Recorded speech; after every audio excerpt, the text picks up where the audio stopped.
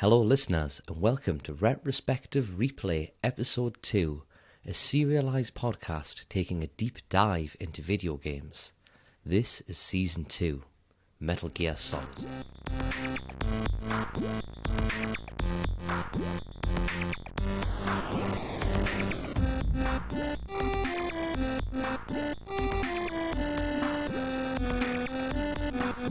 My name is Ian, and with me tonight is Michael. Hello. Hello, Ian. How are you doing? Yeah, I'm good. How's your bank holiday? Yeah, not bad. Nice weather. Got out and about. It's good to be able to escape the house. Stretch your legs? Yeah. Go to the pub. Slightly sunburnt, but hey ho. That's not too bad. Bit of sunscreen next time, no problem. I don't really burn though. That's the problem. I'm more pink and that'll be fine. But you should wear sunscreen because, as Baz Luhrmann told us, remember sunscreen. Anyway. Right then, should we get into it? So this week, we've actually got some gameplay in store, and we're hoping, well, we'll just see how far we can get. There is a lot of dialogue in the first hour of this game. An awful lot of dialogue. An awful lot of Kojima, how would you say it without swearing? There's an awful lot of Kojima-ness about this game. Lots of fourth wall breaking, as he seems to love to break the fourth wall. With C4. Anyway. Go on. Right, so yeah, we start the game, we hit the menu, go to game start and select the difficulty. So, for everyone out there, what difficulty are you playing on? I'm on normal. I'm on normal as well. I think on hard they have, I think the soldiers are more true to their 180 IQ, because the vision really is absolutely terrible. You're no more than 25 feet away from them and they can't even see you, to be honest. Yeah. I don't want to play it hard. I mean, I'm just interested in going back up for the story. And normal is challenging enough. It can be. It can be sometimes, yeah. So yeah, game starts. We get a cinematic intro. Names start to appear on the screen as we play. Just like with Vagrant Story on the cinematic intro. Like, it's script writers and character actors start to appear on the screen. Snake is swimming up to an underground docking port in a cavern. He surfaces and the music is playing. The Best Is Yet to Come by... What's her name again, Michael? Oh, she's Irish, so... Ifany Farrig. Which then fades into the music cavern. The camera starts to fly over the docking port, showing various soldiers. Snake sits down on the stairs of the dock and he removes his swimming gear, and men can be seen patrolling wearing all white. We can see Liquid Snake standing on a lift. He tells one of the guards to stay alert and he'll be through here, presumably talking about Solid Snake. He tells the guard that he's going to swat down a couple of bothersome flies. The lift then moves up and takes Liquid topside. Snake then crouches down and puts his hand to his head, and we hear his codec ring, which sounds a bit like a 90s Nokia phone, doesn't it? Yeah, a bit. We then go to the codec screen and we'll be seeing a lot of this, and what it shows is two faces. On the right it shows Snake, and on the left it shows whoever he's talking to. The frequency is shown, who he's talking to at the time, and there's also like a volume level in the middle, a bit like an equalizer that goes up and down. It's all kind of in a monochrome green, and then Snake makes contact with the Colonel. The Colonel asks for a sit rep, and Snake tells him that the lift at the back is the only way up. The Colonel tells him that he'll have to use that, which it's a pet gripe for the first bit of this game. It doesn't need to tell you that. I mean, Snake's already told him that the lift's there and it's the only way up, and the Colonel goes, oh, you'll have to use that then. It's like... Yeah, the Colonel keeps ringing you every couple of minutes to tell you to do things that you already worked out how to do, and you're like, leave me alone. He's kind of, ringing you up every couple of minutes. And then he adds, make sure nobody sees you. Like, come on, are you serious? Surely if that wasn't obvious, from the start, then I don't know what is. The Colonel then states that he can be contacted on the codec frequency 140.85, but these go into a memory function in the codec anyway. So anyone you speak to, you can just go to memory, which is easier, and then speak to them again. And then Kojima likes to break the fourth wall, and it's broken straight away now, because the Colonel says, press select, and you can access the codecs. So that's obviously aimed at the player, not at Snake. We then return to the cavern, and what I really like is this transition from cutscene to gameplay, where the borders fade, so it was in like a bordered film, top and bottom, black borders, and they then fade, and then we can control it. So now we can move around and we can immediately see to our bottom left-hand side, there's a box in the water, and that's a ration, which gives you health back. When you go into the water, you immediately get an O2 meter. Did you time it at all? Did you notice how long Snake can hold his breath for? No. 1 minute, 43 seconds. I think there's another ration on the other side as well. There was something. Was there? There was something on the other side, I can't remember what it was. Oh, I didn't spot that. Probably is a ration, yeah. Can't imagine it's anything too important. So we can then move around the cavern. It's got like stacks of shipping style containers, like stacks of 12, so it's 2 by 3 and they're too high. And there's 2 men patrolling. And it looks quite nice, doesn't it, for a PS1 game? There's a nice puddle, like some nice reflection in a puddle. Yeah. But then when you stand on it, you don't see Snake's reflection. However, you do get footprints and it makes a sound. So there's a few other things you can notice. There's like the breath of Snake and the guards. The puddle sounds, you can knock on walls. As we move around, eventually a third guard comes back down for the lift, which gives us something to escape on. So now we need to get to the lift and escape. And if you're spotted, you need to hide. And there's a few places you can hide. I think you can go, it's under a forklift on the right hand side. But the easiest thing to do is literally just run down the middle and you can jump back in the water. And then the timer runs down on the radar, because as soon as you detect it, the radar disappears. And you're given a clock and it runs down and then it goes back to normal. So you make your way to the lift, get on there, and we get a cinematic intro. Snake starts to take off his breathing apparatus gear and leaves it on the floor of the lift as it ascends. The camera looks at Snake and the title screen appears. Metal Gear Solid, Tactical Espionage Action. The screen fades to black and then back in to an exterior shot, and it's nighttime and snowing. You notice as well in that point that he has brown hair. Yes, good point. He does have brown hair. So last week we talked how he had blonde hair, and now he sort of dyed it black/brown. Yeah, he had long blonde hair, like Snake who was going up in the lift, Liquid Snake who was going up in the lift, his twin, and now he has short brown hair. And I guess because he's on a nighttime op, right? You want darker hair. It's harder to see someone in lower light with dark hair than blonde hair, and he doesn't want to be confused for Liquid Snake. Although that might not be a bad way of attempting to infiltrate the base. Yeah, do like Sydney and pretend to be other people. Sydney from Vagrant Story. The lift is built into a rock face, and the back of the framework is sticking in and exposed out of the rock face, exposing the entire platform to all the elements. The lift reaches the top. Snake runs out, crouches, and updates his team on his progress via codec. Snake says that he's reached the surface in front of the disposal facility, and Campbell notes that age hasn't slowed him down. Naomi asks how his suit is, and Snake replies that he's dry, but it's stiff and hard to move. He's told to bear with it. It's designed to prevent hypothermia. They then talk about the anti-freezing peptides again, and which I guess covers the bases if you didn't watch the briefings previously. Snake moves the conversation towards the diversionary operation. The colonel tells them that 2 F-16s have scrambled from Galena and that the terrorist radars should already be seeing them. I couldn't find anything on Galena, did you? Galena is a city in Alaska. It's got a military airfield. We then change scene, and Snake is kneeling down behind a box looking at Liquid talking to another guard next to a helicopter. Snake then questions to himself about the helicopter being a Hind D. He then asks the colonel, via codec, why the terrorists have a Russian gunship. The colonel tells him that he doesn't know, but clearly the diversionary tactic is working, which gives Snake the best chance of sneaking in. The Hind takes off and flies away over Solid Snake. Back to the conversation via codec, the colonel says there are only 18 hours left and Snake must hurry. Another unknown female voice tells him, you must be crazy to fly a Hind in this weather. Snake asks who that is, and the colonel apologises, saying that they haven't been introduced.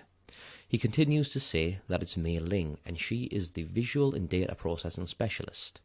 We then find out Mei Ling designed Snake's radar and the codec. And, you think you might have a sexist comment here. What, a woman designed the radar after last week? No. Yeah. The colonel's face then changes for Mei Ling, and she's an attractive young girl, probably in her early 20s, I'd say. Yeah, maybe I would say mid-20s, maybe. Early to mid-20s? Yeah. She says it's nice to meet Snake, and it's an honour to be speaking to a living legend. Snake doesn't reply, and she asks what's wrong. Snake replies nothing. He just didn't expect a designer of military tech to be so cute.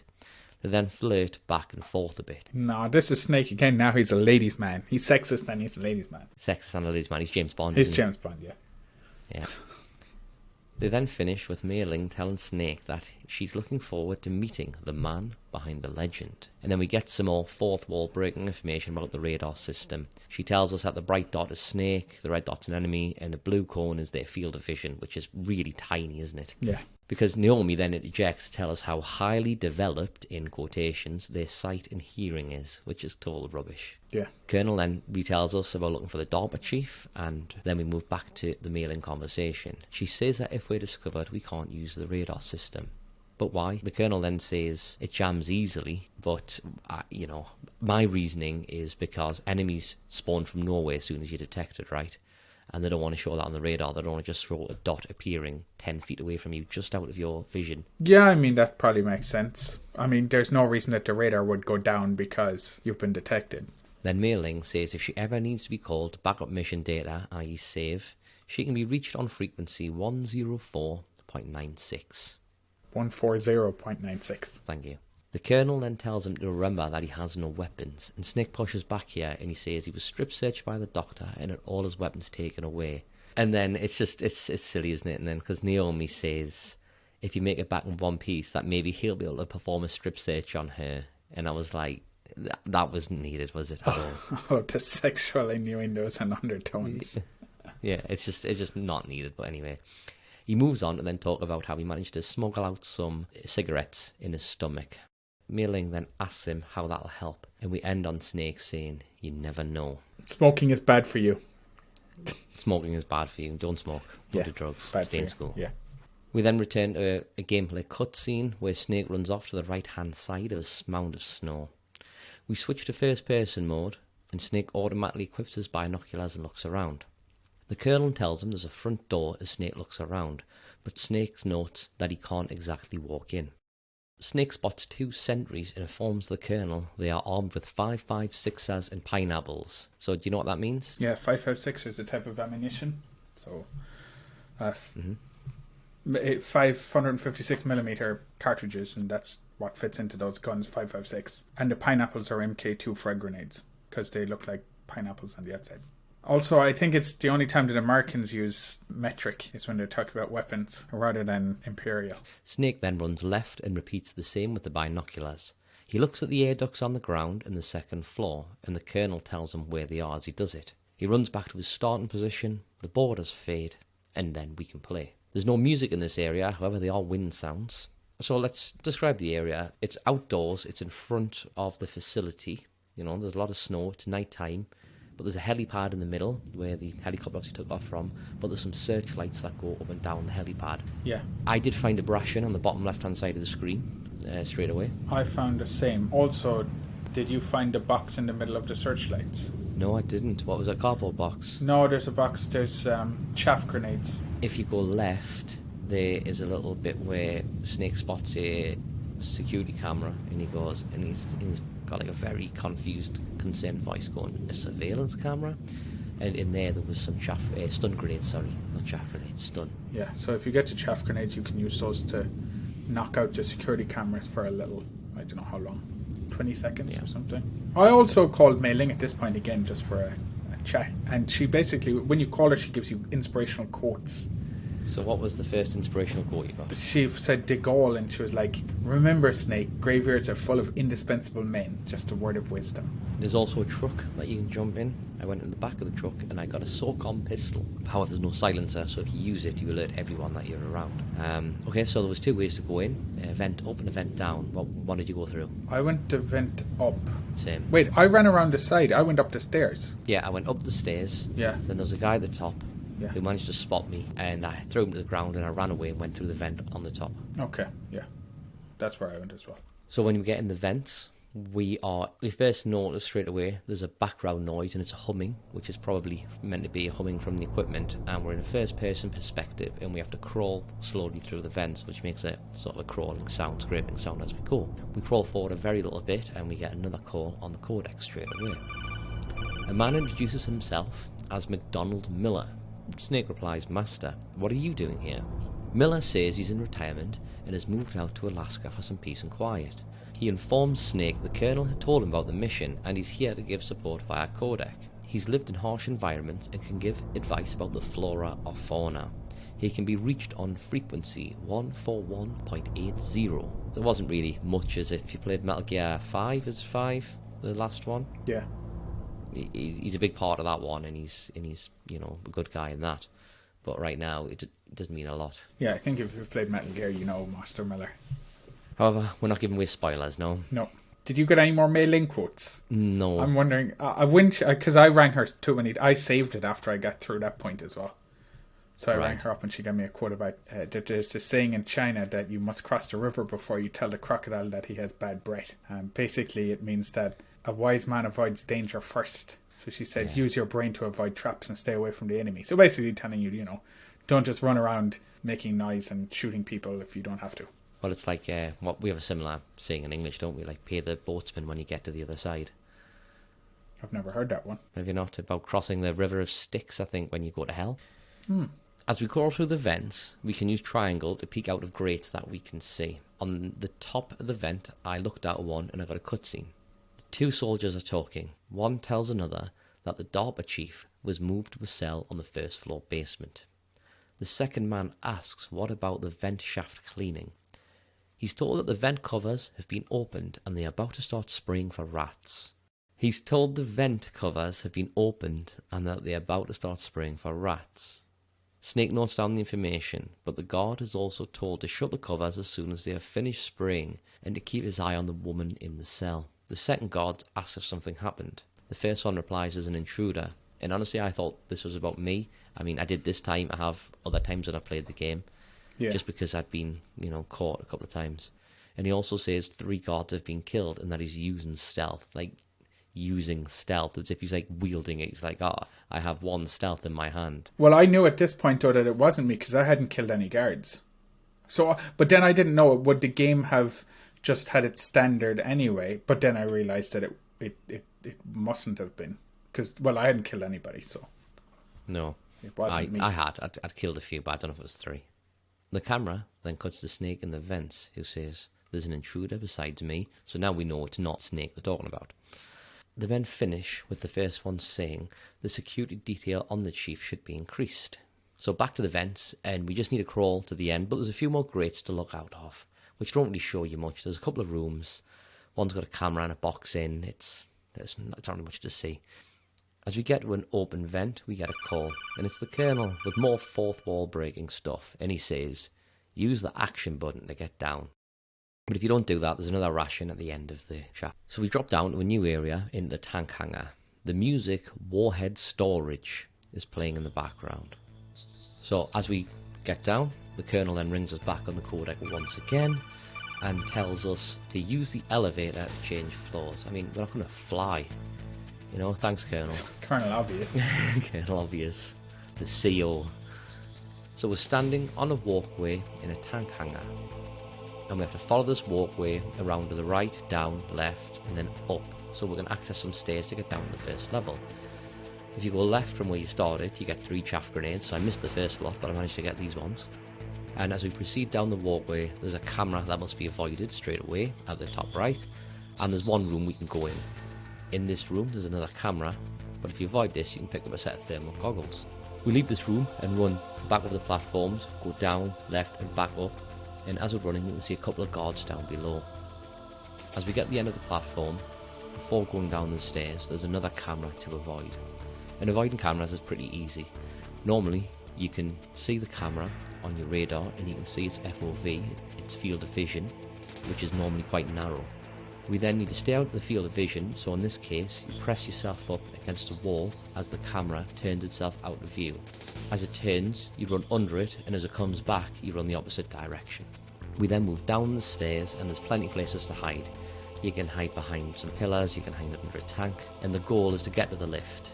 I find that hiding under the tank makes it a bit hard because you can't really see where the guys are because your radar goes off. Right, yeah, and it's just quite hard to transition from on the floor to getting back up.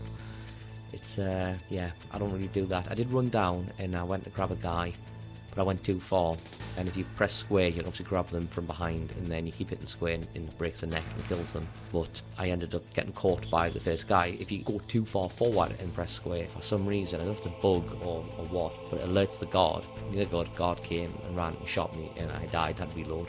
It is annoying, because going under the tank makes sense. It's the easiest way to get there, but the way that the radar just disappears is stupid. Yeah. Why can't you use a radar when you're under a tank? No, exactly. It's crazy. So we get to the lift, and we need to select B1. So you just use the D-pad and circle to select B1. It's quite nice. The view shifts into first person as you interact with the buttons on the lift. And you select B1, and the lift travels, and the music fades out, and as the doors open, the music Intruder 1 fades in. Then we immediately see something on our radar, and I didn't do it this time, but I believe if you call people, you get told that's the DARPA chief. I went down to B2 first. Okay, but there's not much down there, is there? I think there was one room that was open. I can't remember what was in there, maybe some stun grenades or something. But Yeah, I went back up to B1 then. fair enough. There's not many places to go. You just run down the corridor to the right, and we see a ladder that's going up into the ceiling, and the vent is off, probably to spray for rats, I assume. And as we approach it, the codec rings again, and it's Colonel Obvious telling us to use the action button to go up or down a ladder. So now we're in a small section of vents, and again, there's a few vents to look down, and the first one, you see there's a guy sitting on the toilet. But it's pretty weird looking, isn't it? Yeah, it was. There's something not right about it. I mean, the toilet's massive for starters. It looks like it's a toilet for someone who's like, £900.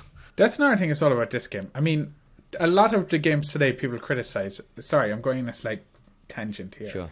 They criticize it for being hand holding and stuff. God damn it, the amount of times that the colonel rings you up to tell you obvious stuff, if that's not hand holding. This game was out, 20 years ago? More than 20 years ago. 24 years ago? Yeah. I mean, it could have just had text appear on the screen. As you get near the ladder, text could have faded in. Press the action button to go up the ladder, Yeah. I see what they're trying to do. And Kojima loves his fourth wall breaking stuff. He loves all this weird stuff. Just look at Death Stranding, for instance. Look at the Metal Gear games. It does it all the time. I think in Metal Gear 4, there's one point where someone rings you and says, Snake, we need to change disc. Put in disc 2. And then goes, yeah. No, it's fine. We're on the PlayStation 3. We're using Julia Blu-rays. We don't need to change discs. And it's like, I don't particularly like it. I don't think I liked it then. I definitely don't like it now. There is one good thing of it later on in this game. But we're not going to say it because we haven't gotten it Okay, yet. that's fair enough. What else I noticed about the guy is that he's fully clothed, sat in the toilet as well. And then he says that he hates Alaska and that the woman is built. And then he gets off and walks out. Wait a minute. How do you mean he's fully clothed? Everyone's fully clothed when they use the toilet. You just drop your pants. Yeah, but he's fully clothed and he hasn't dropped his pants. I mean, I would refute that and talk about JD from Scrubs. He has a whole thing about going to the toilet without any pants on. Says it's more freeing. Okay, fair enough. It's probably cold in this place. Well, it's Alaska. So he's trying to... But then they've been given all of these peptides, so maybe they shouldn't be cold. I don't know. I think they're still cold. They just don't freeze. Yeah, so maybe he's just pulled down as little as he can, and that's why it looks like his pants isn't. Or maybe he just finished. Maybe he just finished. But he doesn't flush it, he doesn't wash his hands. The dirty man. We see a second vent that shows an office, and then in the third vent there's a woman doing sit-ups. And Snake says to himself, is that a woman? Not him. Well, clearly. There's an Easter egg here. Do you know the Easter egg? No, what is the Easter egg?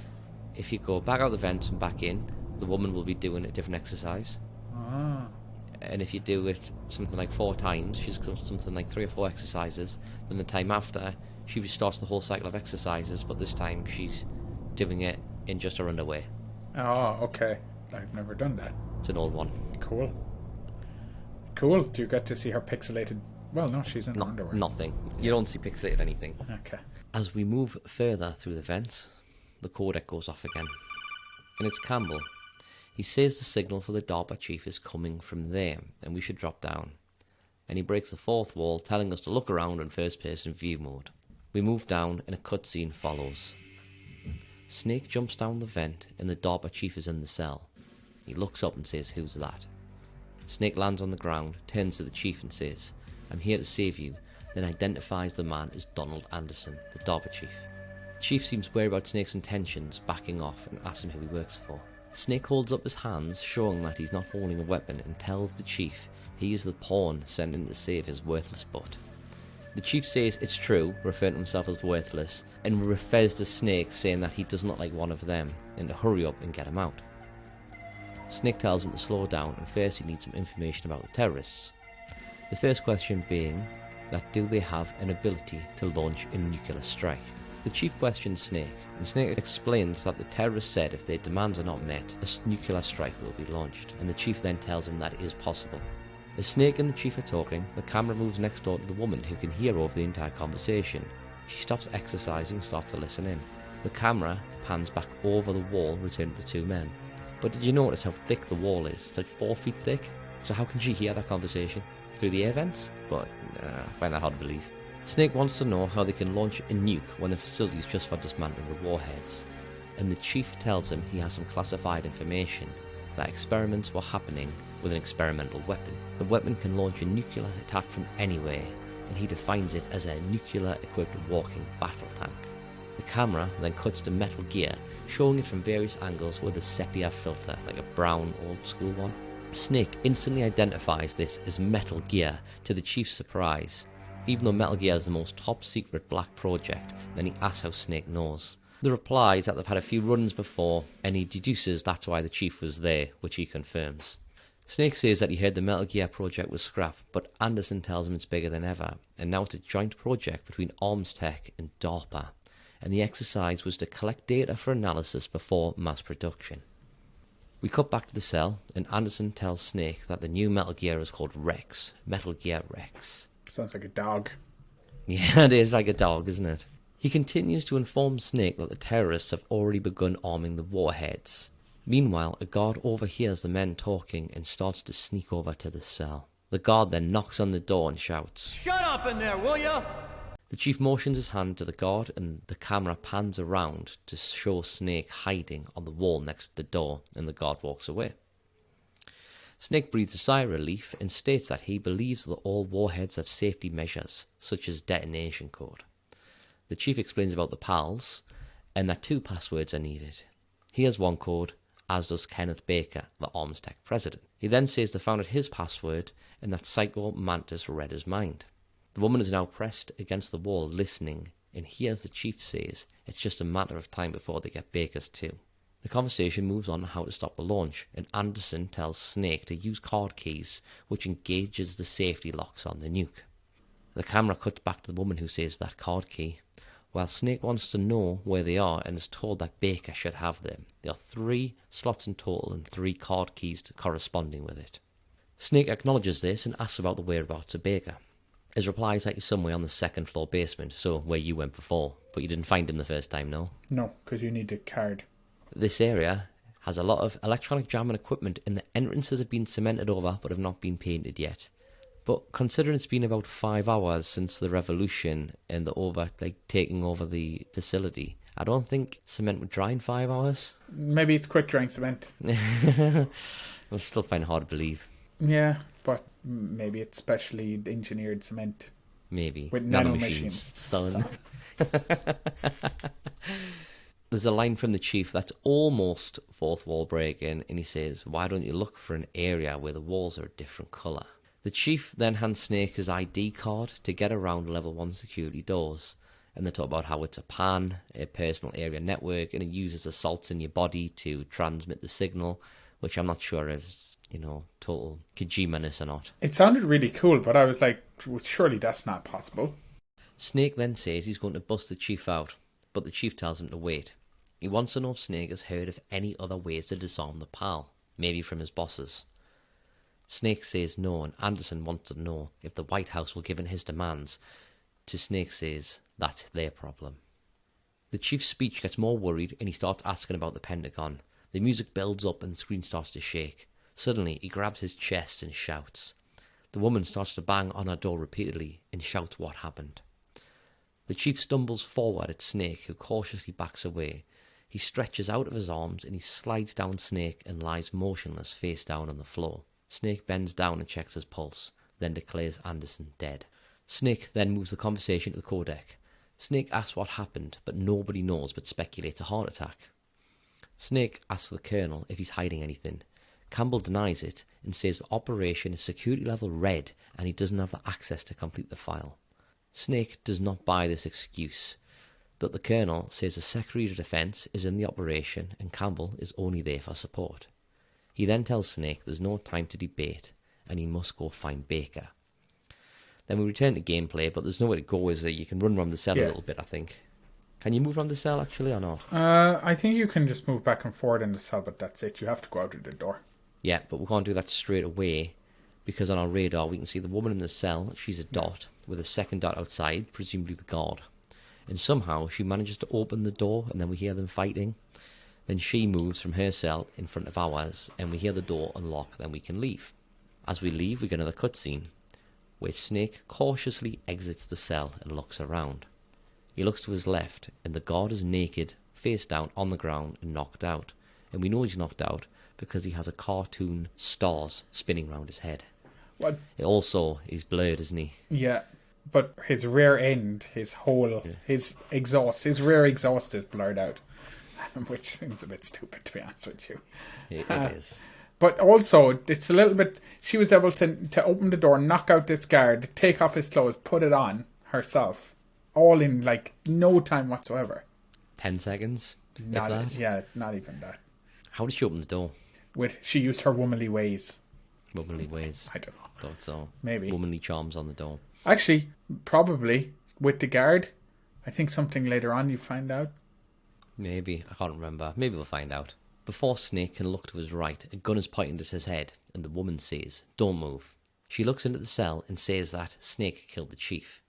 Snake then turns to face her, and she mistakes him for Liquid, but realises that it's not him.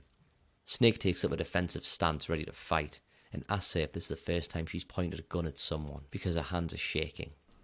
Snake pauses for a moment and pulls his gun. What happens if you don't have the gun? Because we got the gun out the truck, and if we don't have the gun, I don't know what happens. Don't know. Shame. Maybe we'll try and find that out. I think in another version I can, if I remember correctly, if you didn't take the gun out of the truck, the DARPA chief gives you a gun, I think. Maybe. I think he had a gun hidden. I think that's why. I think reading, if you don't take the SOCOM gun out of the truck, the DARPA chief gives you a gun. I might try and get back then and see next week for the patch notes. He calls her out as a rookie, and she denies this, but then Snake says she has rookie's eyes. They continue to fight, and we see a squad of soldiers outside, stacked up, ready to breach. She tells him to open the door with his card, and he asks why, and the reply is that's so they can leave. Pretty obvious. The door opens, and the men bust in. Snake tells her not to think and just shoot. The music Escape starts to play. So now we have a bit of gameplay and it's a battle. Men run in, we have waves of men run in, 3 or 4 at a time. We have to shoot them and they drop various different items that we need. Bullets, rations. The radar's blocked, but what you notice the whole time, she's like shaking, isn't she? She's like vibrating on the spot type of thing. A second wave comes in, she screams and she mows down the entire squad of men. And then, do you use the reload trick here, or do you reload properly? I reload properly. What's the reload trick? You just hit, I think it's R1, and you just tap it twice, and he unequips the weapon and re-equips the weapon. And every time you do that, it's re-equipped with full ammo. Oh, okay. So it's just a little shortcut, I suppose. So it's a short battle, and after we finish it, the battle radar returns to normal and gives a ping sound like after you discover it and it goes back to normal. Then the screen fades to black, and we get another cutscene. The woman scans the corridor for more people. She sees that it's clear, and she runs for the lift. Snake shouts wait, and the camera focuses on the woman's rear, and we know why. Bit of foreshadowing for later, and it's to show her hips and the way that she moves. Her hips move like a woman. They're not just trying to... It does come off as sexist again, though, doesn't it? Well, I wrote down my notes here. Merle does a slow-mo ass run. It's like a Baywatch. He shouts after her, and he says, "Who are you?" as she enters the lift. The screen fades to white, and we see the inside of what looks like of an operating theatre. There's a man who looks like the DARPA chief on the table. Liquid says, "You've killed him." Another man says, "I'm sorry, sir," while a third man in a gas mask says his mental shielding was strong and that he was unable to dive into his mind. So we know that's Mantis, right? Yeah, Psycho Mantis. And Liquid says, "Now we'll never get the detonation code." Mantis then says, "Boss, I have a good idea."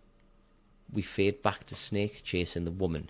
She reaches the lift, turns around and opens fire at Snake, who then hides. She then fist pumps the air in victory and the doors close. Mantis then appears in front of Snake and says, "Good girl," just like that, then disappears. Snake moves to the codec and tells Naomi he's had a hallucination and asks her if it could be the nanomachines malfunctioning. Son. It's the nanomachine, son. She replies they're working normally. It was psychometric interference from Mantis. Snake says, so that was Mantis, and the conversation ends, and we return to gameplay. And we probably should just save, call Mei Ling and save. Have you got any more inspirational quotes? From Mei Ling, it was that she asked him, have you gotten ready, used to using the radar? And then he's like, oh, it's great. Because she's the one who developed it, I think. Yes, she is. And then she said, oh, it's very convenient. It makes it easy for us to see everything that you're doing. And then Snake is like surprised. He said, you're watching everything? And she's like, yes, if you were my boyfriend, you'd never be able to cheat on me. Yeah. No way. So, right. Yeah. So that section of the game, it's a nice introduction to the game, isn't it? It's really iconic, especially the cavern. You know, that's such an iconic scene in my memory. I did say I played through these games about 2 years ago, but I totally forgot how much Colonel Obvious bugs you.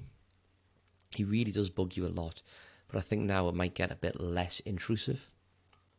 Yeah, I suppose. I mean, I guess now, having played a lot more games and whatnot, you're used to this. But somebody starting out maybe playing, this game might have been one of the first games they played, or one on the first PlayStation 1, maybe they needed that guidance.